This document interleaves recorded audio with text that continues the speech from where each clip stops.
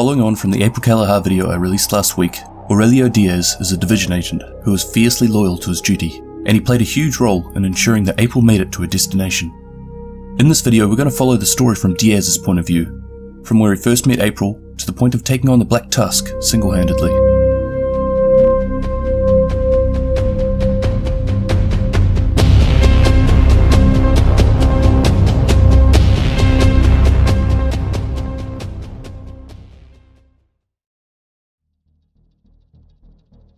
It was nearly noon, and Agent Diaz was overlooking the district around 58th and 5th Avenue from a rooftop. This was part of his regular day-to-day patrol, and from this vantage point he had an ideal view of the surrounding streets and barricades that were preventing people from leaving the dark zone. He noticed a woman making her way through the barricades, and he observed her entering the dark zone. She stopped often, seeming to take in her surroundings before cautiously advancing down the street. Ordinarily he would have approached without hesitation, as only division agents are able to freely move in and out of the quarantine zone. But there was a concreteness about this woman. She appeared collected, and seemed to be looking for something in particular. He decided to follow and keep an eye on her. She hadn't done anything wrong, it's just this was no place for civilians to be wandering around on their own, as it had been 5 months since the outbreak, and order wasn't exactly restored within New York City. Agent Diaz was originally activated in Washington, D.C., but chose to travel to New York instead, where he knew help was most needed. Now, after all these months, he was thinking about going back home to his children, Ivan and Amelia, who had been staying under the care of the JTF. He had plans on informing the local JTF base as soon as he completed his patrol, but before he could do that, he had a feeling that he needed to see where this woman was going and why. She gave the impression of someone who was quite comfortable with making her way through the dark zone. She seemed to know all the areas to avoid and was strategic in evading hostile groups. He also noticed the division-issued backpack and Super 90 shotgun she was carrying. To some agents, for the backpack alone this would have been enough to shoot her on sight, as any persons carrying division gear are usually responsible for that agent's death, and being a division agent, they're not bound to the usual rules of combat, and it would be perfectly acceptable to shoot her without knowing the full story. But to Diaz, she just didn't seem the type, so he kept his distance and continued to follow her. Eventually she made it to 58th Street and entered an open storefront. As far as Diaz was aware, there was nothing of interest in this building, but he decided to hang around for now to see what happened. He remained outside until nightfall, despite the fact that he knew this was no place for him to be after dark, and even though he'd been on his feet all day. But just before moving on, he decided to check in with a local safe house, and find out if there was anything of interest at this location that may be in the JTF database. Shortly after, comms replied, stating that this was the current location of Roger Koopman. The status was unclear, and there was no indication of why he was currently being tracked by the JTF. Curious, Diaz asked the intel officer to find out why Koopman was being monitored. He also decided that the woman must have turned in for the night, and he headed for the checkpoint, in the direction of the JTF safe house on 92nd Street, where he would stay the night.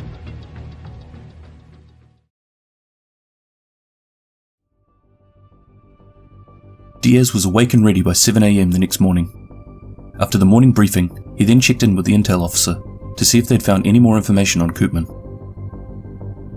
As it turned out, Koopman had co-authored a number of scientific papers that Dr. Candle and her team were using in conjunction with their antiviral research. At all times his location is under 24-hour surveillance, however the details behind this are for high-level security personnel only. Someone of importance wanted to ensure this guy was safe and accessible, even if he was hiding out in the dark zone. Diaz thanked the officer and quickly checked over the mission board before heading off towards the main JTF base, located down in the post office. After using Isaac to inspect the surrounding areas, he swiftly made his way down the outside of the dark zone and towards the main base of operations. While Isaac couldn't see everything, in general it did a pretty good job, by using facial recognition and uniform detection, in partnership with the JTF's current database of known hostile group locations. Seeing division gear, he was waved into the post office by the guards. Inside, Diaz met up with JTF officer Lieutenant Hendricks, within the security wing. Division agents only answered to the president, but as a courtesy, he was letting her know that he was heading back to DC. In the end, it didn't really matter what she thought, but he wanted to do the right thing and keep her in the loop. Hendricks knew she had no jurisdiction over him, but asked if he could hang around for another 3 days, as the JTF had a large-scale operation planned, which involved reclaiming the area around City Hall, and knew that every asset would be required. Diaz understood the symbolic importance of reclaiming City Hall. He agreed to stay, and would only leave if something more urgent required his immediate attention. He figured he'd been away from home for months, so what was a couple more days? Before moving out, he requested a favour from her, and asked if she could look at the JTF database to locate his children to see how they were doing.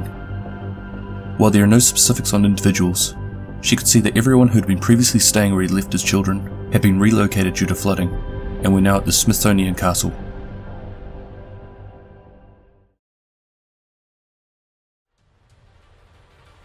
Diaz was in the thick of it, pinning down a group of hostiles, while the main JTF force moved into place around City Hall. Suddenly over the comms came an SOS call from another division agent. The call was for help, as a number of civilians were in danger.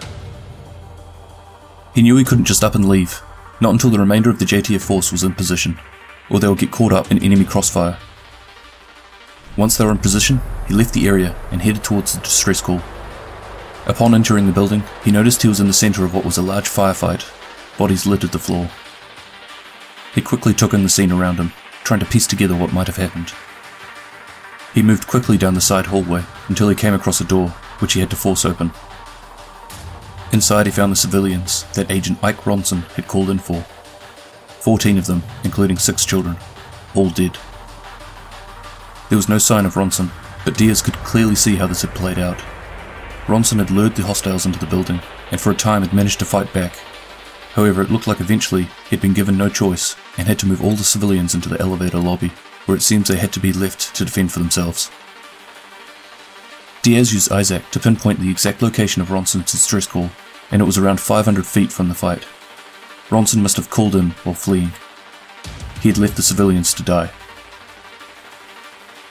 Continuing to check over the site, Diaz hoped he'd misread the situation, but no matter which way he looked at it, RONSON had left these people for dead. For civilians to do this, it would be understandable cowardice. For a division agent, it was absolute treachery. Diaz struggled to hold back his rage. He used Isaac to locate RONSON's current location, and found him in the middle of the Hudson River, moving rapidly towards the Jersey side. Diaz made his way back to the base of operations, and calmly approached Lieutenant Hendricks. He informed her of what he had seen, and requested she list RONSON into the system as a rogue agent. Hesitantly, she did as he asked, along with Diaz's report. Furthermore, he went on to request that she continue with RONSON's case, and look into any of his previous communications. Diaz believed that he must have been following orders from someone higher up, as surely this could be the only explanation as to why he would run out of an operation like this. Hendricks was noticeably uncomfortable about doing this. Directive 51 meant the division agents weren't answerable to the JTF. As she was not a division agent, Diaz was essentially asking her to operate well outside of her own command network. Reluctantly, Hendricks agreed, but informed him it would have to be later on in the day. Now, rather than head back to DC like he'd planned, Diaz knew that he had to pursue this agent, who had walked out on everything that they sworn to protect. This was more important right now. It wasn't until much later in the afternoon that Diaz was able to catch a ride with the JTF patrol boat over to Jersey, while maintaining a location on RONSON's position using Isaac. He was now just outside of Stroudsburg. Diaz eventually managed to find transport via a truck that was able to take him to Harrisburg.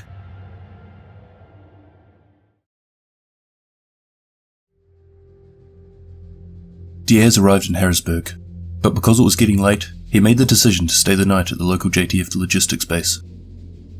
Not long after arriving at the base, his comms pinged. It was Hendricks. She informed him that she'd picked up an encrypted transmission in RONSON's comm records. The recording read, "Sentinel, this is Mantis. Intercepted comms. Left Manhattan. Engage and assist." It wasn't RONSON's voice, so he must be Sentinel. But who was Mantis? The remainder of the recording went on with a bunch of garbled noises, apart from one word, Michigan. This is where he needed to be heading. Diaz immediately checked the current location of RONSON, but Isaac was still saying he was in Stroudsburg. He believed Isaac was starting to play out, which sometimes happened outside of the big cities. The next morning, Diaz again tried to run RONSON's location. Isaac was still returning the same coordinates. What was wrong with Isaac, and why had Isaac not yet flagged him as rogue? Shortly after Hendricks again made contact with him, she disclosed to him regarding information that recently a report had been put into the system by a JTF garrison in Stroudsburg, stating that a division agent, identifying as Ike RONSON, had gone solo in the night with the purpose of interrupting a local group of rebels that were planning to blow up an interstate bridge. He was successful, with 11 confirmed kills, and also managed to rescue a 5-month-old baby in the process. Confused by what RONSON was doing, he implored Hendricks to keep digging, and then continued on foot to his destination in Michigan. 3 days later, Diaz arrived in Clearfield. He was now in Amish country. Unfortunately, Isaac was now barely working, and his HUD was completely unresponsive. Diaz was able to commandeer a number of rides via multiple horse and carts from Clearfield to Orville. Once there, he swapped carts again and headed off towards Sandusky, a 6 to 7 hour ride away. A few hours out from their destination, they came across a bridge.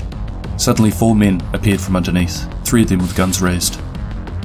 Diaz swiftly lifted his G36 to his shoulder and slipped off the safety. They continued to move slowly towards the bridge. As they got closer, 2 of the men raised their hands, motioning them to stop, and the third pointed an AR-15 in their direction. Diaz instructed the driver to wait for his first shot before advancing the horses quickly forward as fast as possible. At a distance of 20 yards from the men, Diaz took aim with his G36 and fired. Incredibly difficult to fire a weapon from a moving target. Unsurprisingly, his first burst missed. Even so, the man holding the AR-15 ducked haphazardly into cover. One of the other men leapt towards one of the horses as they passed, and managed to get a grip. He swung a leg up over the horse's haunches and pulled out his gun. Unable to shoot as there was a high possibility he could hit one of the horses, Diaz dropped his gun to the floor of the cart and vaulted himself onto the horse's back, knocking the gun out of the man's hand, and then started trying to push the man off using a series of punches, but was unable to get any decent leverage while on the back of a horse. By this stage, the man had managed to draw a knife and began menacingly thrusting it in Diaz's direction. Diaz was also beginning to lose his grip and had no choice but to let go of the harness in order to stop the man from stabbing him. He had decided if he was going down, he was taking the attacker with him. Diaz knew he had to try and ensure that he landed on the man when they hit the ground, so that he would take most of the impact of the pavement. It half worked, but because of the momentum, he still managed to hit his head as he rolled off the man's body. Fortunately though, he'd come out better off than his attacker. Dazed and bleeding profusely from his head, and most likely concussed, Diaz managed to climb back onto the cart, and he and the driver continued down the roads towards Sandusky, before the other rebels managed to catch up.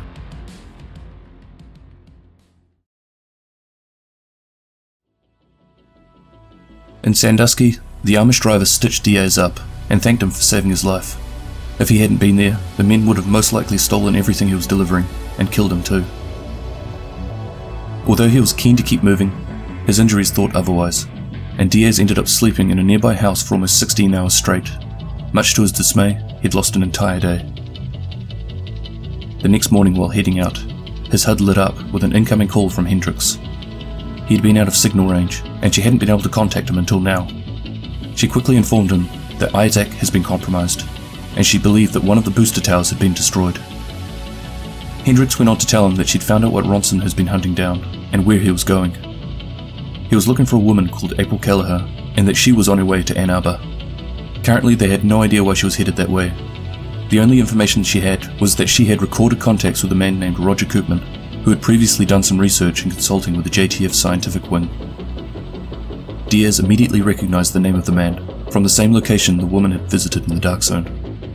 Potentially the same woman that he'd seen several days ago, before RONSON had gone off the grid. He and Hendricks figured that RONSON must be after April for information about a potential vaccine, and that whoever RONSON is really working for has the power to supply him with the technology and to stop him from being flagged as rogue. They clearly wanted this knowledge for themselves. As the last known location of RONSON was in Toledo, Diaz knew that he needed to get there before it was too late, and feared that he was running out of time. Organising transport on a ship just out of Detroit, he was getting closer, but he was still 37 miles away from Ann Arbor. He began a long and steady hike towards his destination, and noticed that Isaac was starting to give clearer readings. It now showed RONSON as being just south of Ann Arbor. Upon reaching the campus, he spent several hours searching before eventually coming across a small rooftop fire on the South University. As he began slowly moving forwards, he noticed a woman and a division agent. Diaz quietly assessed the situation, and it didn't take long for him to realize that the woman was April. He could tell from their body language that she wasn't a captive, which also meant that RONSON hadn't yet found out what information she had. Diaz decided a straightforward approach was best, and so he stepped out of the darkness and introduced himself.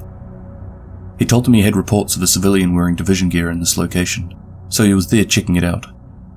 This led to April explaining how she'd come across the gear, and that she'd taken it from a division agent who died, saving her life. It was getting late, and April expressed that she needed to go to sleep, but just before she drifted off, she explained to Diaz how her and Ronson had met. According to her, Ronson had saved her life on the way to Ann Arbor. Diaz began to realize that this is how Ronson must have gained her trust, that she had no idea what he was really after, and that Ronson was just building up their relationship so that she would drop her guard and give the information he was sent to retrieve. It could have been exhaustion, or maybe it was the fact she was in the presence of 2 division agents and felt safe, as April went on to reveal why she had travelled so far. She spoke of her husband and how he had been working on a new class of antivirals, and after his death, his research was potentially being used to help develop a vaccine for the dollar flu in a lab in Ann Arbor. And tomorrow, they had planned to go to this facility and see if this was truly the case, and hopefully give April some knowledge and peace knowing her husband's death had not been in vain. As April slipped off to sleep, Diaz and Ronson both worked through the information they'd just been given. Diaz knew if such an antiviral existed, that he had to do everything in his power to ensure that it got into the hands of the people who would do the most good with it. He weighed up his options. Based on what he knew already, he had every right to put a bullet in Ronson's head right now and then. But Ronson was also a division agent, and he had the same training as Diaz, so the desired outcome was certainly not guaranteed. In fact, Ronson was quite possibly considering the same option right now. Diaz also needed to consider that there was also April's welfare to think about too. Regardless, Diaz continued small talk with Ronson. After a long silence, Ronson said one last thing before going to sleep. 1. You don't know everything you think you know about me. 2. I'm going to sleep. If you want to punch my ticket, that's your call. If you don't, wake me up in 4 hours and I'll take the second watch.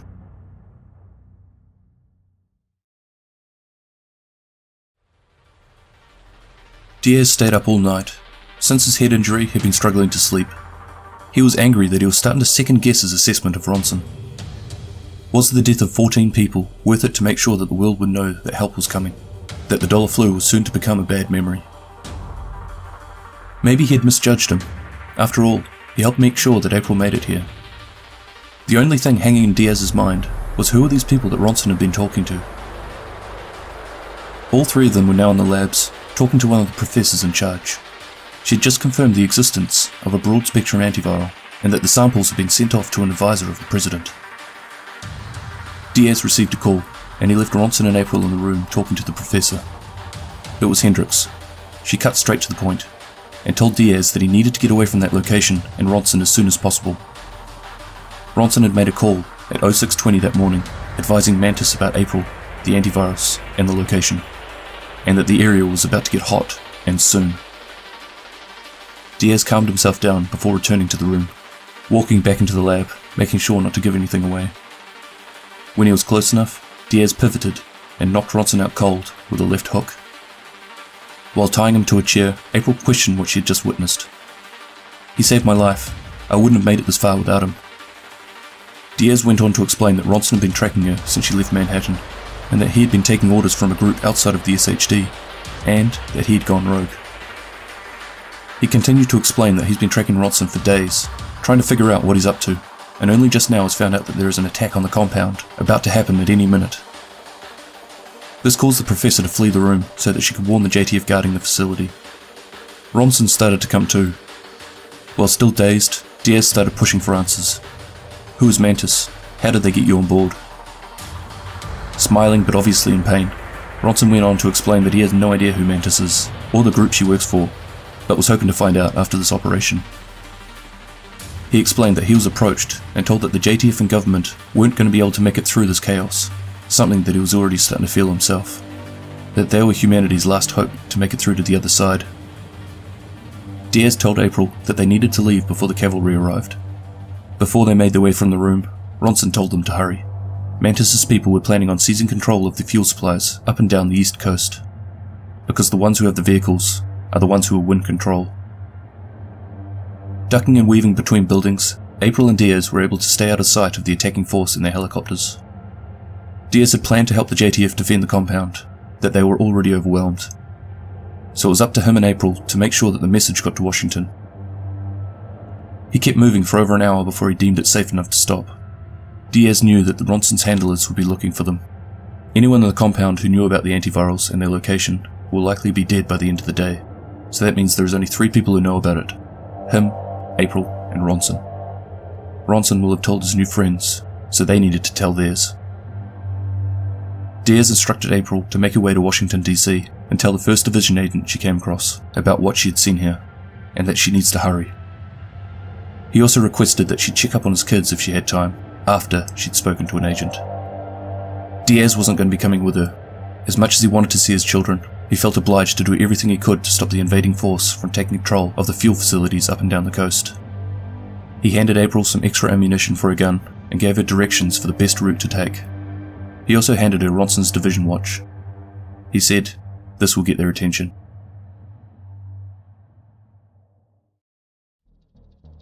And this is the last we hear of Diaz as far as the story goes. Was he successful? Did he make it back to his children? Or did he perish at the hands of this invading force? I like to think he put up a good fight against the Black Tusk, but has yet to make it back to Washington DC. The fight is obviously still going on, and he is likely still in the thick of it, but I don't think this is the last we'll hear of him. Like I did in the April Kelleher video, I urge you to get the Broken Dawn book if you haven't already. This has really just been a summary of Aurelio Diaz's story. If you really want to get into the nitty-gritty of what it was like being a division agent, this book does a fantastic job of articulating it. I'll have some completely non-affiliated links in the description, if you'd like to check them out. And if you'd like to feed my desperate need for social acceptance, you'll also find links to my Twitter, Instagram, and other various social media.